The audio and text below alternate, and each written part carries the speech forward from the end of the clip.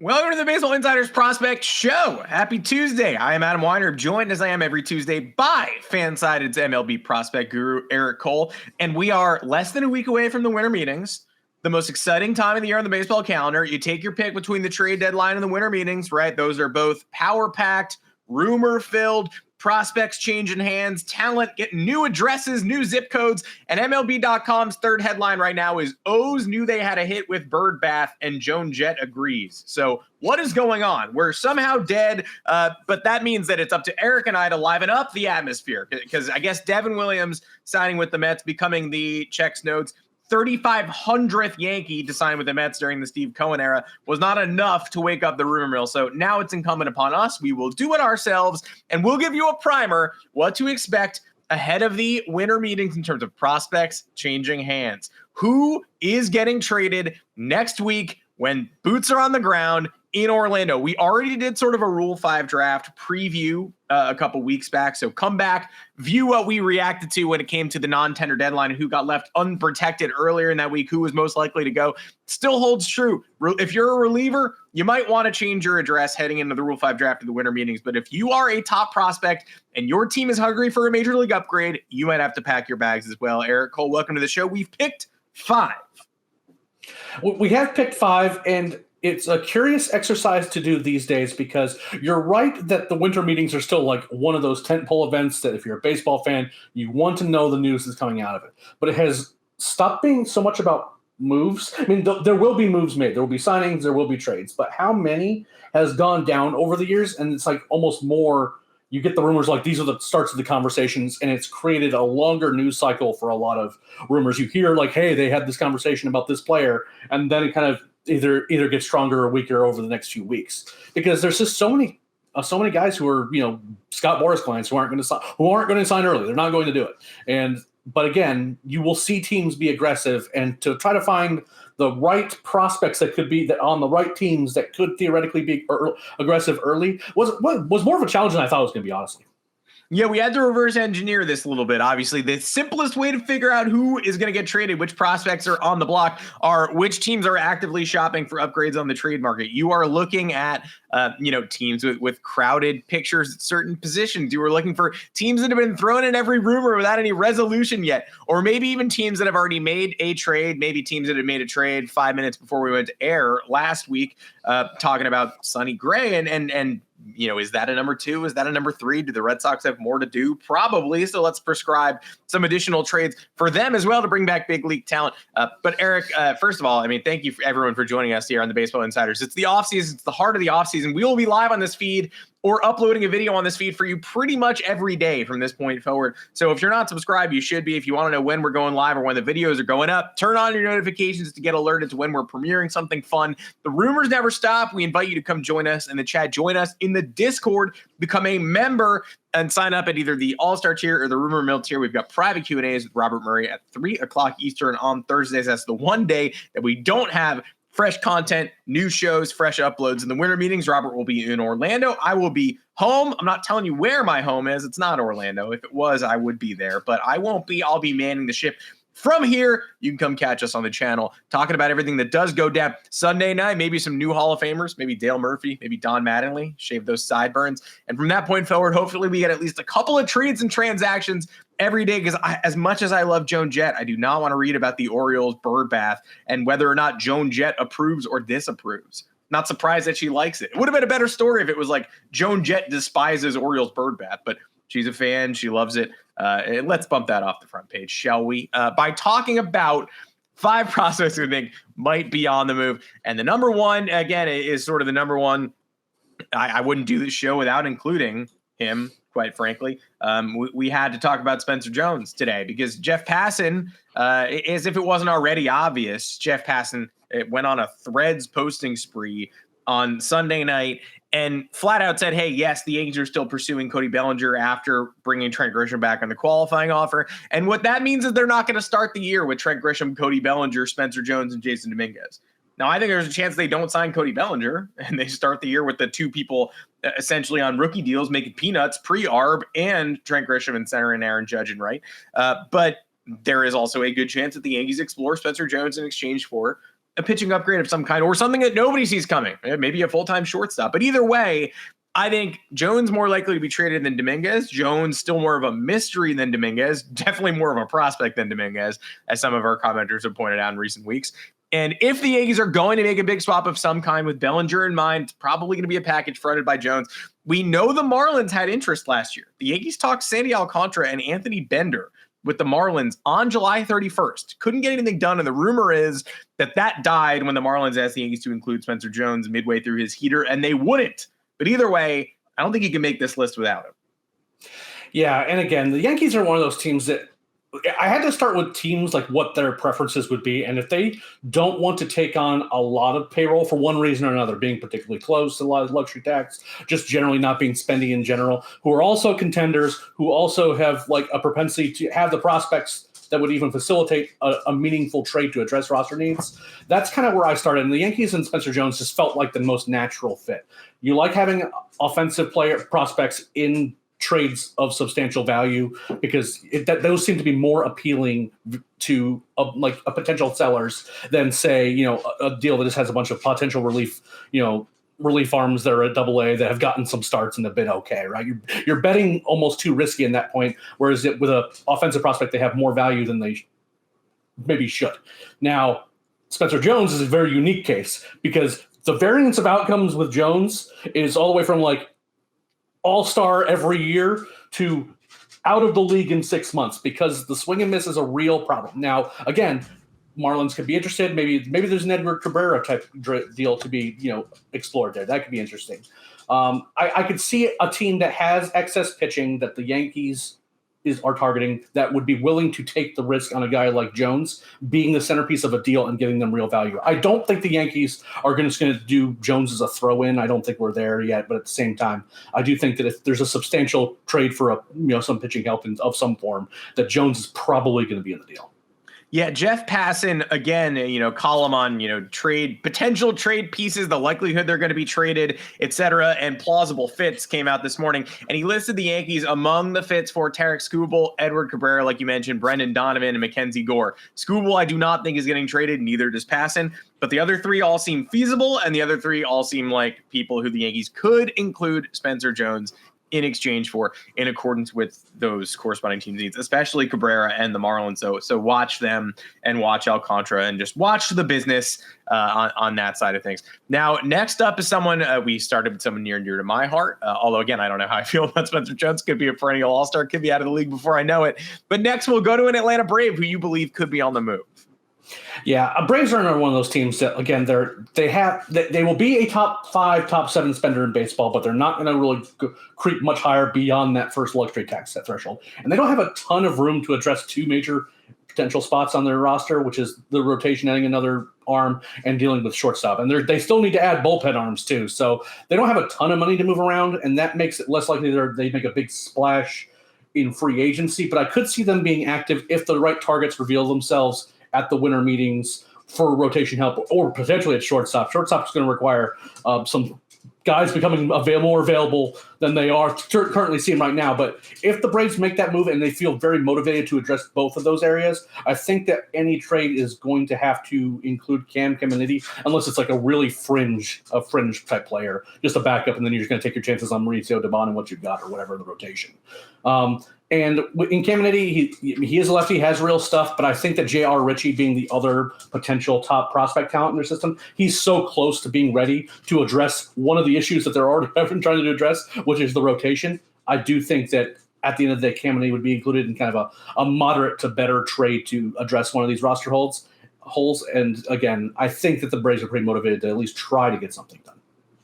Yeah, I'm kind of surprised that the Braves were not more involved. Maybe they were. We don't know. For Sonny Gray. But he goes to Boston. He wears that 2007 Red Sox hat today at his intro and says he hates the Yankees. Of course, he bought that 2007 Red Sox hat last week, but he got the hard-earned cred for having the throwback gear anyway to match. So Sonny Gray versus Cam Schlittler will be appointment television the first time it happens. Will not be happening in Atlanta with a different Caminiti who we think will be on the move. Now, the Yankees may have a crowded outfield. It's going to be more crowded depending on whether Cody Bellinger is involved or not. But perhaps the most crowded outfield picture right now is in Baltimore with bona fide major leaguers who have to play. They go out and trade Grayson Rodriguez for Taylor Ward, another one that occurred between a Baseball Insider stream and between this show, as we talked about it a couple of weeks back.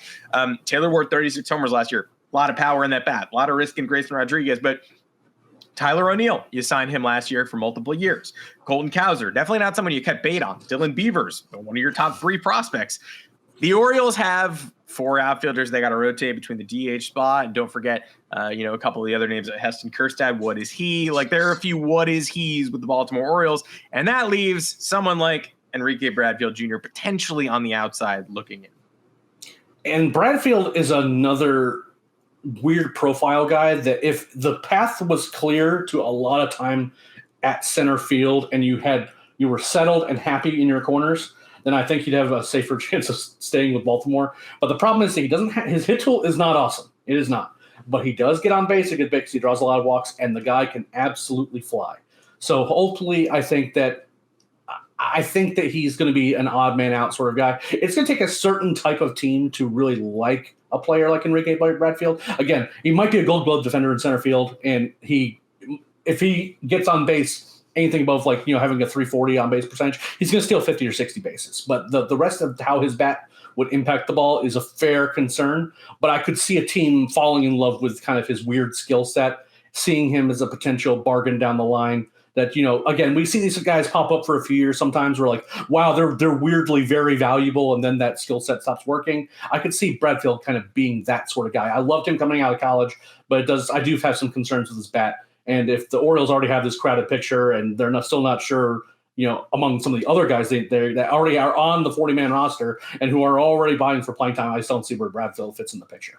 Also, happy 24th birthday to Enrique Bradfield Jr. today. So sorry, you're getting traded to the winter meetings. Sorry, man. No, you and I were going back and forth during his draft about how you knew I liked him. I remember I was at the airport, so you were sort of keeping me updated on what the draft board looked like, when's he going to go, where's he going, and he goes to Baltimore, he goes to Yankees division rival, and I'm not upset by that. I think that's a very fun fit. Potentially a natural heir to Cedric Mullins if everything works well. Strange profile. You don't know if the power is going to come or go, but to this point, developed nicely, a top 100 prospect preseason, made it to the futures game this year. A guy who has not yet risen, established himself at AA, did not have a AAA track record, would presumably start there next year, might even get his feet wet at AA again. But there's so much talent in the upper levels of the Orioles system and on the active MLB roster that I'm not sure what happens to Bradfield moving forward. I think you're right. Maybe as soon as next week we see the wheels moving a little bit, the Orioles keep telling us they're going to shop at the upper portion of that pitcher pool. And does that mean Framber Valdez? Does that mean Framber Valdez after Dylan Cease got $210 million from the Toronto Blue Jays in what might be Mike Elias's last stand? Or does that mean they are going to hit the trade market instead? Those Marlins targets, the Joe Ryans and Pablo Lopez's of the world. How much is Mike Elias willing to spend? How much is he authorized to spend? Or what is going on in Baltimore? And when you take on an outfielder like Taylor Ward, it makes you question, okay, who moves next? That's how we get to Bradfield Jr. And that is how we get to Jake Melton, the next name on your list, and a man in a system that you are eminently familiar with. You've spent a lot of time trying to figure out, okay, this middling Astro system, how do we get it to where it needs to be? And what are your thoughts on Melton and why or when he moves? So the Astros are in a tough spot. They have a self-imposed limitation. If they're going to go over the luxury tax, it's not going to be by much, thanks to owner Jim Crane, right? So for the Astros to make the changes they probably need to make, they're going to have to do multiple trades involving finding ways to shed salary, which might involve them having to handcuff maybe a mid-level prospect to a guy who's just owed too much money and get them out of town. Then they also have to figure out which players they want. Now, the problem with their outfield situation is Zach Cole is a guy they seem to really like a lot. Cam Smith is certainly not a guy they're going to give up on anytime soon. They still have Jake Myers around. He's a possible trade candidate. But then you also what do you do with Jose Altuve? And then the list of guys that get involved in that outfield picture for the Astros is getting long. And what you haven't seen very much is that with all these guys getting reps in the outfield, Jacob Melton has been unable to stick around. Now, some of that was healthy. He got injured after he got called to the big leagues. But at the same time, he is a guy who says there's always something wrong. There's always something that's lingering with him, and he's been long on talent. Like the metrics love him, but once you like put him in actual games, he doesn't really hit a whole lot, and he'll have really good games, but then he'll disappear for 3 days. I just could see a world where the Astros use him before his value diminishes as a prospect. It's already debatable as whether that's already happened, but using him as some capital to address some other issues, adding some pitching depth, or dealing for a potential backup catching situation, solution. All those are possibilities, but I could see him being the outside looking in here. It has been funny to watch the Astros sort of draft all these semi-carbon copy players, from Melton to Drew Gilbert to Ryan Clifford, and they mostly utilize them to upgrade the big league roster. We're talking about trading Jake Myers off the Astros big league roster right now to much delight from you, I know, but they haven't really been bitten there yet. Gilbert was an all energy guy with the Giants, and if there is a turnaround in San Francisco next year, it could be because of what Gilbert brings. But the Astros are sort of cycling through these late first rounders and sending them elsewhere before they really break in, establish a foothold with Houston.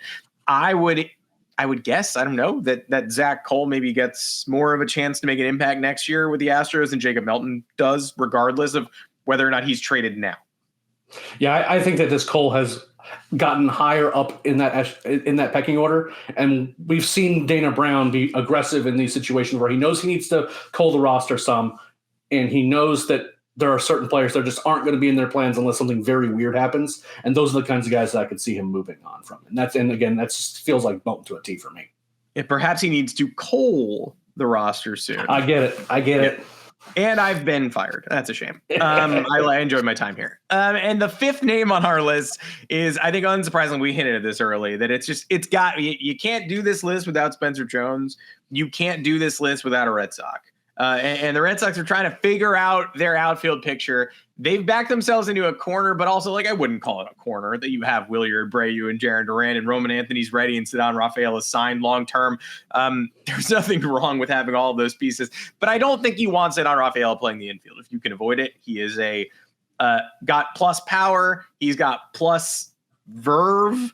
He's fun to watch. He's the best defender in center field, deserved that platinum glove, but at shortstop, that gets neutered somewhat. And Trevor Story's here, and you don't want Ceddanne Rafael playing second base. Christian Campbell's got to go somewhere. Is he an outfielder? What the hell's going on here? Regardless, I don't know if the Red Sox traded for number 2 when they traded for Sonny Gray. You don't either. Nobody does. We'll figure that out later when opening day arrives. But regardless of what they're trying to grab, whether it's that extra power bat without having to pay Bregman and Alonso, whether it's a Joe Ryan, another starter that gets slot in between Gray and Garrett Crochet, who knows, they're going to have to trade from the outfield mix. And that makes this fit all but impossible unless they're going to replace Tristan Casas with Justin Garcia on opening day. It does feel like he's probably the most likely to go. Yeah, and again, Boston's one of those teams that we've seen make deals at the winter meetings, and they have two paths involving trades that they could go. They could just go and try to make sure that Garcia is moved for a pitching asset to solidify that search. We've done a lot of back and forth, privately and amongst our staff, talking about what does Boston view this move with Sonny Gray as? Is this like their big pitching move, or do they want to? Is this going to be accompanying another move? Or they could use Garcia as one of the depth pieces that they just don't have really good room for to address other areas of their roster. Their catching situation's not so great. They could use some help on both sides of the rotation or the bullpen.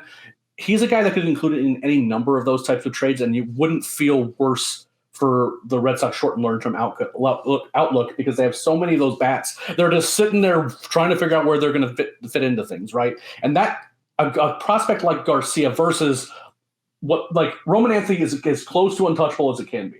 But a guy like Garcia, it's not a perfect prospect. He's not a guy he will probably not move on and make you regret losing him.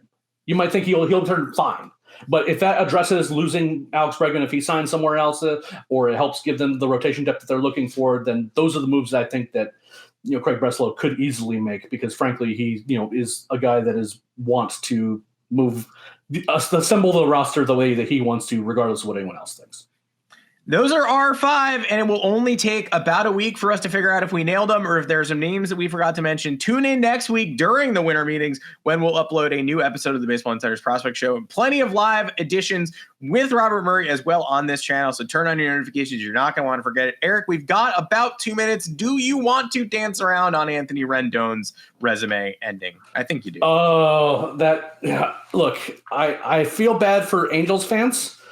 Because they have an owner who makes ill-advised signings, and that's pretty much the end of the list of people I feel bad about in that situation. The Angels should have never made that move. Anthony Rendón basically robbed them of many, many millions of dollars, didn't actually play, didn't want to play, wasn't a big fan, wouldn't even make himself available.